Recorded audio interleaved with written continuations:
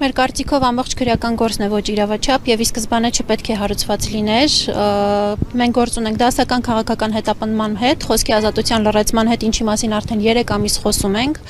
եւ 3 ամիս Նարեկը եւ Վազգենը 102 ավելի քան 102 օր անազատության մեջ են գտնվել։ Վերաքննիչ քրեական դատարանը դատավոր Կարեն Հովհաննիսյանի նախագահությամբ Բեկանեց առաջին այցյանի դատարանի 3 ամսով Նարեկ Սամսոնյանի կալանքի երկարաձգելու որոշումը եւ կայացրեց տնային կալանք, խափանման միջոցը փոխեց տնային կալանքով եւ 3 ամսվա ընթացքում բավականին բարդ ճանապարհ է անցել թե Նարեկ Սամսոնյանը, թե Վազգեն Սաղաթելյանը, բայց հատկապես Նարեկ Սամսոնյանը այն առումով, որ գիտեք, հացադուլի միջով է անցել 15 օր հացադուլ, այնուհետև առողջական լուրջ խնդիրներ, Իզմիլյան բժշկական կենտրոնում վերականգնողական բուժում, վիրահատություն, հետվիրահատական շրջան եւ միայն ուրախացնող հանգամանքը այս ամենի մեջ կանում է նրանում, որ գոնե այս առողջական խնդիրների պայմաններում ինքը իր այսպես ասած կալանքը կկրի ոչ թե բանտային պայմաններում, ինչը իսկապես անհամատեղելի էր իր առողջական վիճակի հետ, այլ տնային պայմաններում։ Հակառակ պարագայում որևէ ուրախացնող հանգամանք չկա քրեական հանցագործություն չգործած մարդու համար։ Ինչ է նշանակում ուրախանալ չգործած հանցանքի համար տնային պայմաններում եւս կալանքի տակ գտնվելու կապակցությամբ։ Չէ, նման բան չկա։ Սահմանափակումները բավականին խիստ են, հաղորդակցությունների արգելք, ինչպես նկատեցիք, Նարեկին արգելված է հաղորդակցվել ԶԼՄ-ների հետ, այո։ Հաղորդակցությունների արգելք ունի, հնարավորություն ունի շփվելու միայն իր մերձավորների եւ իր հետ չբնակվող մերձավորների հետ եւ պաշտպանների հետ, որևէ այլ անձի հետ շփվելու հնարավորություն չունի եւ այս կալանքը պահպանվելու է մինչեւ ապրիլի 10-ը, եթե չեմ սխալվում, 10-ի շրջակայքում, այսինքն առաջին այցյանի դատարանի կողմից կայացված այդ 3 ամսյա կալանքի ժամանակահատվածին է վերաբերում այս կալանքը։ Այս պահին նաեւ բնականաբար արդեն երբ որ 3 ամսվա ժամկետը լրանում է, նորից վերանայվում է խափանման միջոցի հարցը։ Մենք հույս ունենք, որ այլևս Նարեկը չի վերադառնալու բանտային կալանքի պայմաններին։ Ասեմ նաեւ, որ այսօր սպասում ենք Վազգեն Սաղաթելյանի գործով վերաքննիչ դատարանի որոշմանը, իր պաշտպան Արսեն Բաբանն է հայտնել դրա մասին։ Աստված տա նաև այս մասով գոնե մի փոքր դրական լուր ստանանք եւ գոնե Վազգենի կալանքի եւս փոխվի տնային կալանքով, որովհետեւ նորից եմ ասում, այս մարդիկ քրեական հանցագործություն չեն գործել, իրենք ենթարկվում են քաղաքական հետապնդման, իրենք դատապարտվում են իրենց քաղաքական խոսքի համար։ Anti-fake-ը ամբողջությամբ թիրախավորված է որպես ընդդիմադիր զանգվածային լրատվության միջոց, որպես անկախ լրատվամիջոց եւ նշեմ անգամ, որ 3 ամիս անց նաև մեր տեխնիկան եւ գույքը վերադարձված չէ քննչական կոմիտեի կողմից։ Մի մասը շտատիվներ, տեսախցիկներ, միկրոֆոններ, որոնք ի սկզբանե չպետք է տարվեին, խայտարակ կերպով դրանք բռնագանձվեցին, հետո վերադարձվեցին կարճ ժամանակ անց, բայց ամենակարևոր մեր տեխնիկան համակարգիչներ, նոթբուքեր, լրագրողների անձնական համակարգիչներ, նոթատետրեր եւ այլն, դրանք այս պահի դրությամբ նաև Նարեկ Սամսոնյանի ու նրա ընտանիքի անդամների ու Վազգեն Սաղաթելյանի ընտանիքի անդամների անձնական տեխնիկան։ Մինչ այս պահը արգիրաված է եւ գտնվում է քննչական կոմիտեի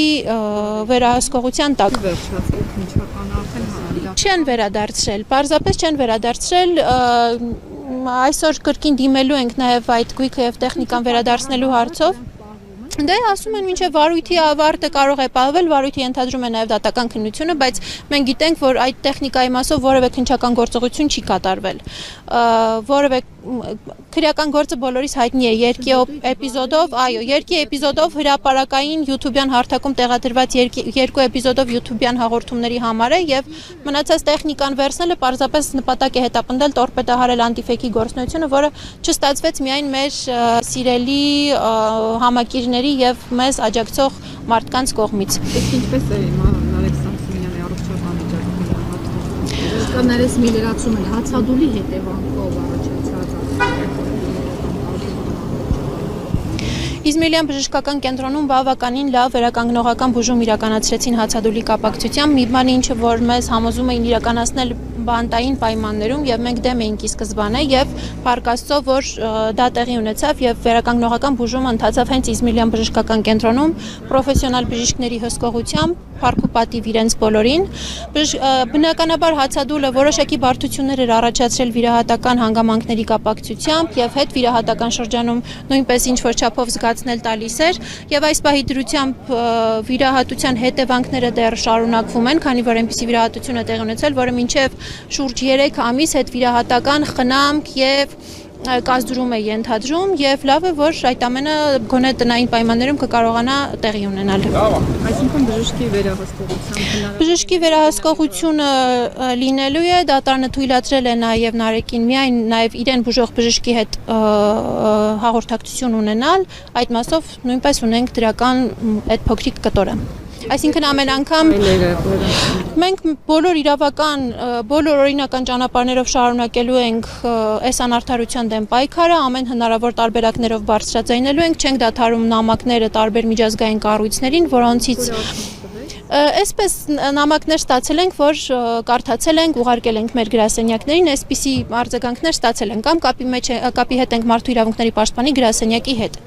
Այսպիսի արձագանքներ ստացել ենք, ինչը բնականաբար մեզ չի բավարարում, որովհետև մենք տեսել ենք, թե նախկինում ինչպես էին իրենք արձագանքում նմանատիպ իրավիճակներին եւ հիմա ինչպես են արձագանքում, բայց միայն պատասխանելու հանգամանքը այն առումով, որ մենք իրազեկել ենք իրենց եւ իրենք վաղը մյուս օրը չեն կարողանալու ասեն, որ իրենք տեղյակ չեն այս դեպքի մասին, արդեն իսկ ինչ որ մի բան նշանակում է մեզ համար, գոնե վաղը մյուս օրը կկարողանանք հիշեցնել իրենց, որ այս հանգամանքների կապակցությամբ դուք որևէ գնահատական չեք տվել։ Ինչ վերաբերվում է մեր քայլերին, կրկին պնդում ենք, որ այս իմնեմնիմի երկուսի գործով խուլիգանության հանցակազմ չկա, կա քաղաքական հաշվեհարդար Նարեկի եւ Վազգենի նկատմամբ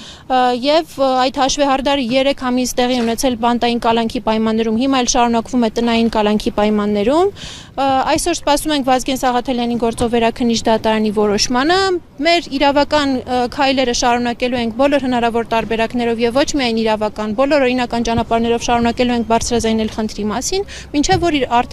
արդարությունը վերականգնվի։ Մենք վստահ ենք, որ այս գործով այլ որոշում չի կարող կայացվել ապագայում, քան արդարացման վերդիկտը, որովհետև այստեղ չկա խուլիգանության հանցակազմ։